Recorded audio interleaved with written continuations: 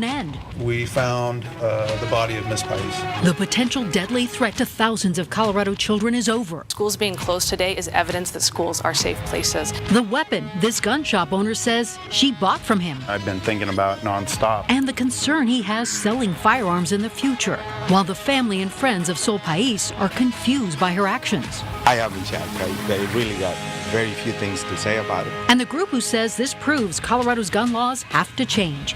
Denver 7 News at 5 starts now. The FBI recently just confirmed that they have found Ms. Pais deceased from an apparent self-inflicted gunshot wound. The search for this woman, Sol Pais, is now over. Law enforcement confirming today this 18-year-old whose threats kept more than 600,000 Colorado students home from school today is dead. Parents all along the Front Range whose schools were closed today, but you can see on this map here, have a lot of questions. And our team is here to bring you some answers from Colorado to Florida, where Pais is from. We're going to start with our Jennifer Kovaleski. And Jen, we understand her body was found along a trail at Mount Evans. And well, first, what a day, or really 36 hours. This credible threat led to a massive manhunt, unprecedented school closures for safety, and then relief after officers found Sol Pais' body late this morning. They tell us they found her about half a mile from the Echo Lodge campground in Mount Evans. Based upon her actions and comments that she had made to others, we took it as a credible threat. A Miami teenager fascinated with Columbine flies to Denver, buys a gun, and shuts down every major Colorado school. The fact that somebody came here, purchased a gun, felt very much different. Jefferson County Sheriff Jeff Schrader says everything about this threat felt different, especially on the week of the Columbine anniversary, and law enforcement reacted. The concern that developed over could this be targeted anywhere obviously painted a lot of concern for a lot of parents, a lot of grandparents. Here's what we now know about the timeline of events. FBI agents say Sol Pais bought 3 one-way tickets to Denver. She then traveled here from Miami on April 15th. Pais went straight to a Littleton gun store where she legally bought a pump-action shotgun. That purchase, combined with her fascination with Columbine, is what we're told turned this into a credible threat. From here, a rideshare driver dropped her off in the Mount Evans area sometime on Monday. Federal agents say that driver played a critical role in helping them find her last location. Just after 10 on Wednesday morning, officers found Pais dead with a self-inflicted gunshot wound. A little bit of a relief that it's over, but it's also quite sad. Now, federal agents tell us that they learned about this potential threat on Tuesday after Pais had already bought the gun here in Colorado on Monday. And that is what led to all of those school lockouts on Tuesday afternoon. Now, they tell us their investigation is still ongoing, but they do not believe that Pais had any associates or was working with anyone here in Colorado, but they are still investigating that. They also tell us they don't know why she went to Mount Evans. Much more to come. For now, we're live at FBI headquarters. I'm Jennifer Kovaleski for Denver 7. All right, Jen, thanks. And as Jen said, Pais purchased that shotgun noon on Monday, less than 2 miles west of Columbine High School, and the purchase was legal. The owner tells Denver 7 that the weapon was a Mossberg 500. She bought 3 boxes of ammo with 55 shells. The shop's owner telling Denver 7 chief investigative reporter Tony Kovaleski that he didn't sleep at all knowing he sold her that weapon. I've been thinking about it nonstop, like if there was anything I should have picked up on. Rayburn says that he hoped Pais would have turned herself in and sought mental health help.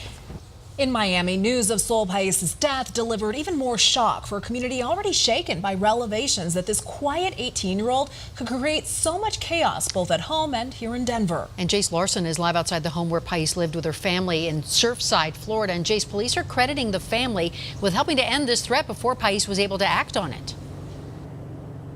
They absolutely are, and right now police are actually standing watch outside the family's home here, making sure that nobody goes up and tries to knock on the door.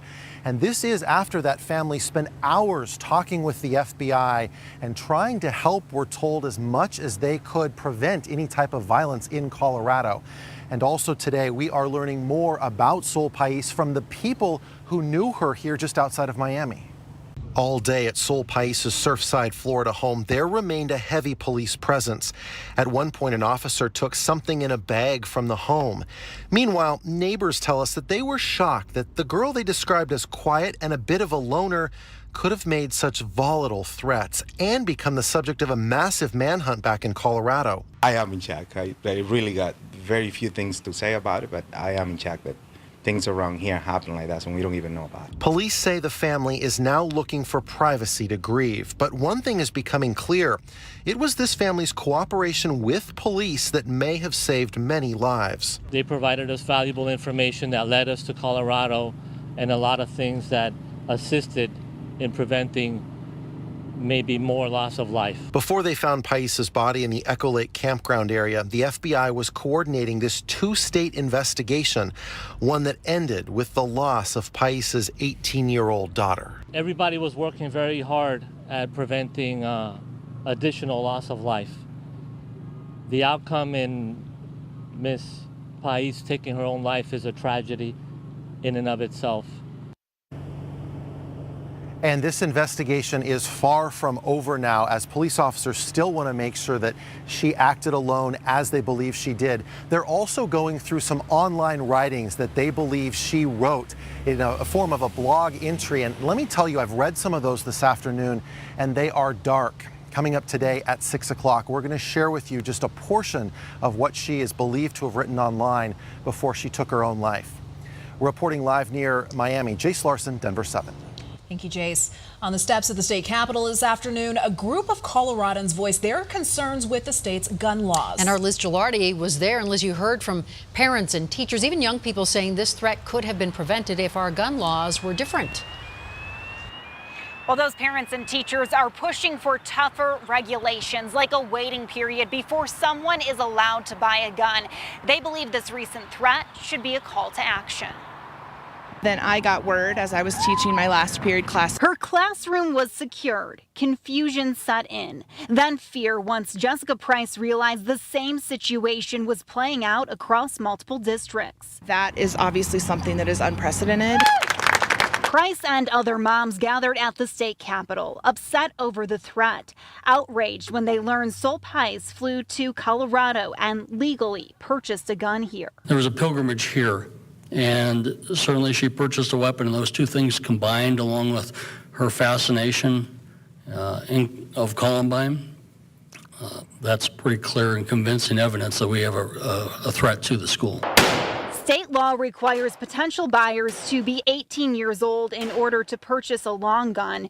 It's 21 years old for a handgun. We know not every law will prevent all gun violence, but we know that there's more we can do to keep our communities and our kids safe. These parents with Moms Demand Action, a group pushing for more gun control, want to see a waiting period, in addition to universal background checks. They applauded the recent signing of Colorado's controversial red flag law to seize guns from people who are deemed to be a threat to themselves or others.